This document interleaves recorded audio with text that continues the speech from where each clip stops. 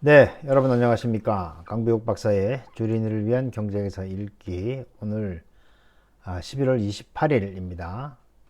아직 시장이 끝나려면 한 30분 정도 남아 있습니다만은 제가 강의 나가기 전에 잠시 시장 상황을 좀 살펴보고 또 뉴스 하나 좀 보고 가기 위해서 마이크를 켰습니다. 자, 오늘은 삼성전자 하나 가지고 이제 버틴다라고 봐도 무방한 그런 시장이 되겠죠. 그러는 사이에 외국인 투자가들이 오늘로 3일 연속 네 자릿수대 매도. 이렇게 되면 이제 외국인 투자가들의 수급 방향이 앞으로의 시장을 좌지우지할 것으로 생각이 되고, 연말 폐장일까지 본다면 이제 한 달 정도 남은 거예요. 매매일수로는 뭐 한 20일 좀 더 남아있는 그런 상황이 될 것 같은데, 그 안에 어찌됐든 외국인 투자가들의 수급에 의해서 움직이게 될 것이다. 이렇게 생각이 됩니다. 그리고 이제 오늘 뉴스에는 자금 시장이 양극화되는 그런 기사들이 나오는데, 그 이제 단편들, 편린들을 모아서 이제 큰 그림을 봐야 하는 그런 상황이라는 거 말씀드리면서 한번 좀 보도록 하죠. 시장이 아직 끝나지 않았으니까 시장 상황들을 좀 보면, 예, 지수는 21포인트 올랐습니다. 그리고 코스닥은 5.6포인트 올랐고요. 외국인이 종가까지 봐야 되겠지만 현재 1314억 을 순매도했고, 금융 투자 중심으로 해서 4,900억의 기관 투자들 순매수가 있습니다. 환율은 오늘 9원 60전, 9원 70전 정도 떨어져서 1294원이 됐는데, 문제는 이제 외국인 투자자들이 사지 않는 거, 이런 것들은 좀 불안하죠. 그래서 이제 한반도의 긴장감, 9.19 군사 합의, 그리고 뭐 속된 말로 저것도 모르는 저기 그 합참의장이 이번에 되면서 아마 군 작전상에 저기 그 문제가 생길 수도 있겠다 이런 생각이 들고, 그 미스가 되면 뭐 터지는 거죠 뭐. 그런 것들도 우리가 알아야 하다니 참 정말 주식하기 더러운 세상이 돼 있다 이런 생각이 듭니다. 수급을 보면 그렇죠. 3일 연속 외국인 투자가들이 세 자릿수 대 순매도, 그리고 투자 심리는 70.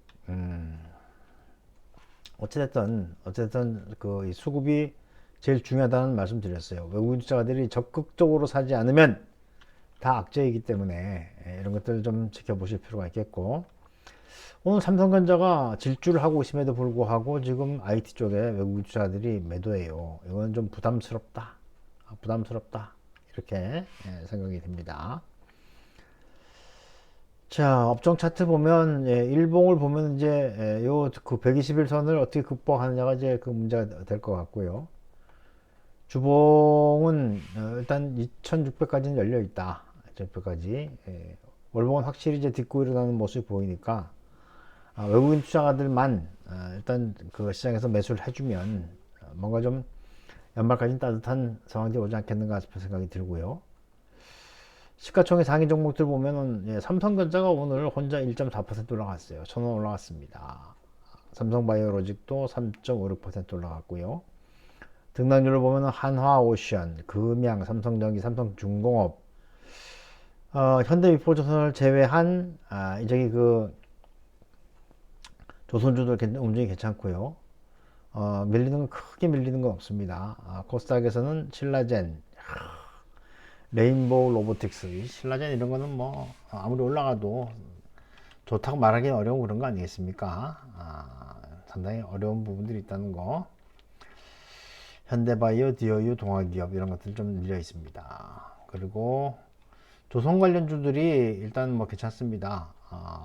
저기 테마로 보면 그렇고요.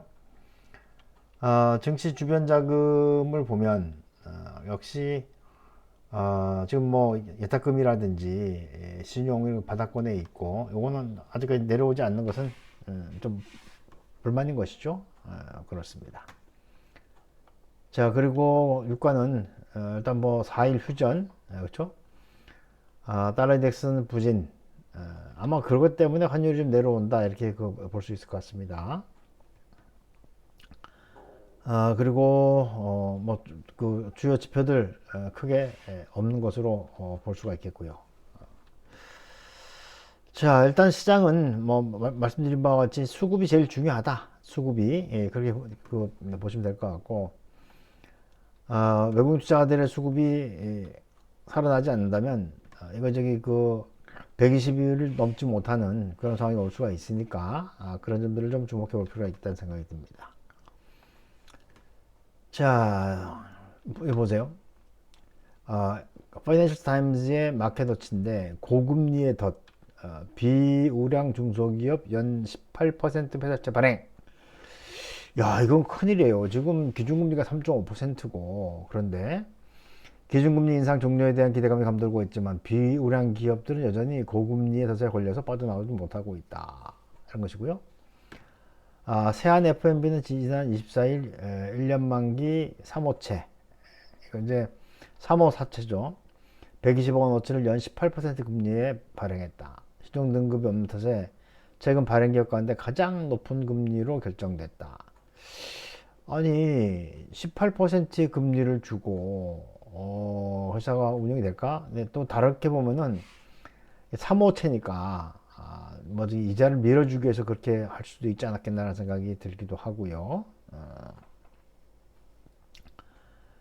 아무튼 이렇게 그 높은 금리로 발행했다라고 하는 것은 지금 중소기업들의 이 저기 이 자금이 좋지 않다 이렇게 보는 거고요. 그런데 이제 이 국고채 같은 경우는 일제히 강세예요. 3년물 금리가 3.6% 하단을 지지하고 있다는 거예요. 그러니까 지금 국고채 같은 경우에는 거의 무위험 이자율 아닙니까? 그죠? 무위험 자산인데 이쪽으로만 돈이 간다는 거죠. 이쪽으로만. 예. 그러니까는 우량채 쪽으로만 돈이 가고 비우량채 쪽에서는 좀 저기 좋지 않은 그런 상황이 되니까 요게 이제 이 국고채 3년물 금리하고 조금 전에 봤던 저기 이 비우량 채권하고의 금리의 차이 이것을 신용 스프레드라고 하는데 신용 스프레드가 너무 벌어지는 거예요. 이런 것들은 경제가 굉장한 지금 저기 이 렉이 걸려 있다 이렇게 봐야 합니다. 그러는 과정에서 채권 전문가들 100명 중 96명이 30일 아마 30일이면 올해 제일 마지막 저기 금통위가 될 것 같은데 그쵸 6주 간격으로 저기 열리게 되니까 기준금리 동결을 예상하고 있다는 거죠. 채권 전문가 100명 중 96명은 오는 30일 개최된 한국은행 금통위에서 기준금리 동결을 예상을 하고 있다. 이건 뭐 아무래도 미국의 어떤 저기 이 물가 상승률 둔화 이런 것들이 있기 때문에 그렇게 이제 볼 수 있을 것 같긴 한데 어쨌든 한미 간의 금리 차는 계속해서 나오고 있다 이렇게 볼 수가 있을 것 같고요. 그다음에 이건 참 가슴 아픈 얘기입니다. 이번 크리스마스는 홈파티로 커지는 내식 수요 마트 미호도 다시 한번 이렇게 나와 있는데 예전에는 크리스마스가 되면 이게 외식 그죠? 외식이라고 하는 건 뭐예요? 밖에 나가서 먹는 거 아닙니까? 근데 외식 물가가 너무 올라가니까 집에서 하겠다는 거예요. 저기 밀키트 사놓고 어려운 거죠, 그렇죠?